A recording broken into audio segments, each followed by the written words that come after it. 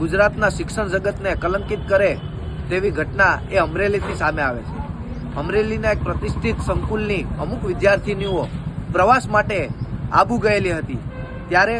ત્યાંના ડાયરેક્ટર અને સૌરાષ્ટ્ર યુનિવર્સિટીના ભૂતપૂર્વ કુલપતિ અને ભાજપના કાર્યકર એવા ગિરીશ ભીમાણી પણ તેમની પાછળ ત્યાં આબુ ગયા હતા અને મળતી માહિતી મુજબ આ ગિરીશ ભીમાણી દ્વારા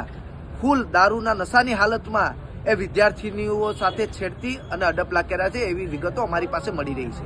ત્યારે ગુજરાત એનએસયુઆઈ દ્વારા આજે જે સંસ્થા સાથે જોડાયેલા છે, પોતાની કોલેજ છે, એ કોલેજની બહાર ગિરીશ ભીમાણીનું પુતળું બાળી અને આજે એનએસયુઆઈ દ્વારા વિરોધ પ્રદર્શન કરી રહ્યા છે અને ગુજરાતના શિક્ષણ વિભાગ અને સરકાર પાસે એક માંગ કરી રહ્યા છે કે આ ગિરીશ ભીમાણી ઉપર કડકમાં કડક પગલાં લેવામાં આવે। આ દીકરીઓ એ પોતાની બદનામીની બીકથી હાલ બહાર નીકળે એવી પરિસ્થિતિ જોવા નથી મળી રહી, પણ એ હોનેસ્ટ હોટલના સીસીટીવી કેમેરાઓ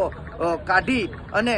એમાં તપાસ કરવામાં આવે અને ગિરીશ ભીમાણીને જેલના સળિયા પાછળ ધકેલવામાં આવે એવી જ ગુજરાત એનએસયુઆઈની માંગ છે।